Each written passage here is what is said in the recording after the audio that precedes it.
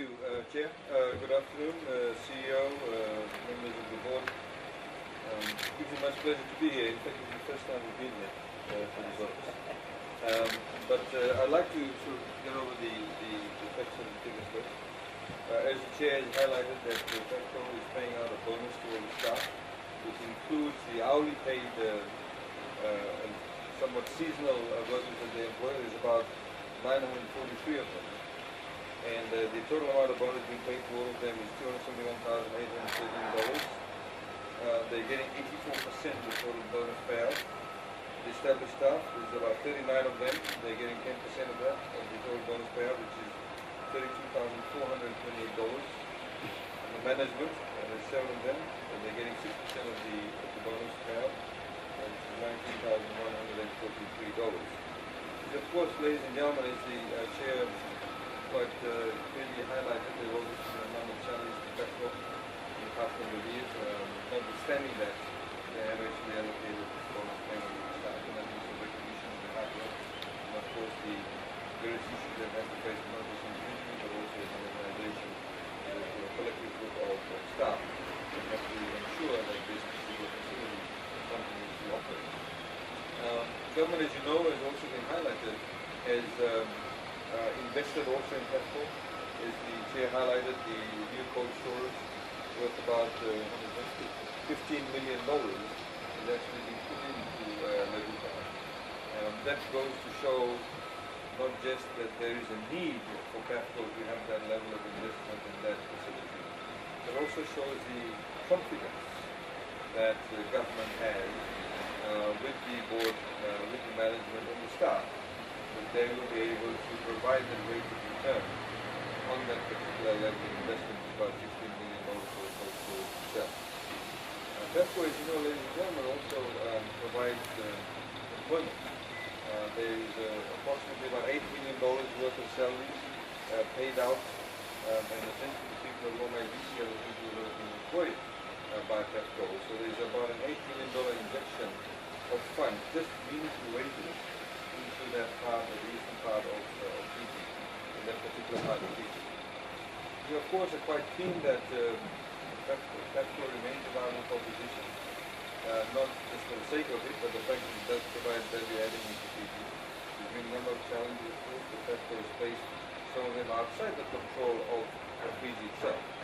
The government has tried to, as you know, that we are encouraging through various tax reforms that we wrote about a few years ago to encourage people who do fish in the international waters and in our waters to be able to put that fish back into our economy as opposed to simply transshipping it outside of Fiji. Because the shortage of fish can only be addressed through having those fish actually processed in Fiji. So there's a disincentive for them to actually simply transship that fish. And we hope that they'll actually add some more, or direct some more fish into PEFCO. We look forward to the cold stores open, as you were saying.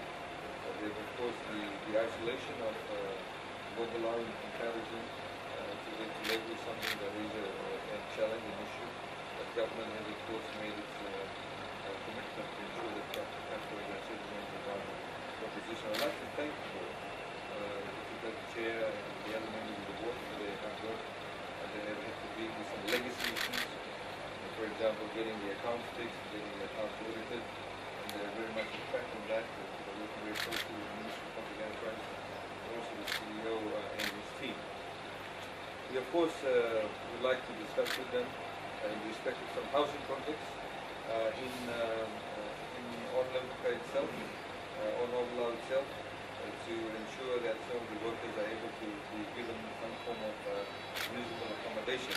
And also, from government's overall perspective, what we're looking at is increasing the rate of home ownership in Fiji, a rate of asset ownership in Fiji, and we can probably work together to be able to ensure that we're able to provide that in the future. So, without further ado, once again, congratulations to the Chair, his board, the CEO, and his staff. I'd like to thank them for the hard work, and to thank them for the contribution of the other board members, but also congratulations to the staff. The reality is that everybody needs to work together, everybody needs to work together as a team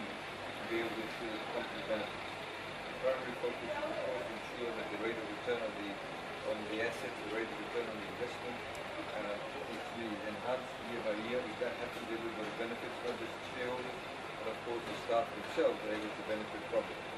As we've seen, a couple of the other state-owned enterprises are coming up with innovative ways. For example, they have not just bonuses, but also profit sharing. That's something that we can probably look at. We're saying we have to believe in these platforms.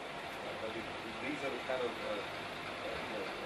outcomes we can have with companies that we do well. We get the level of state ownership, the level of commitment by our staff. So thank you once again, and congratulations for the staff.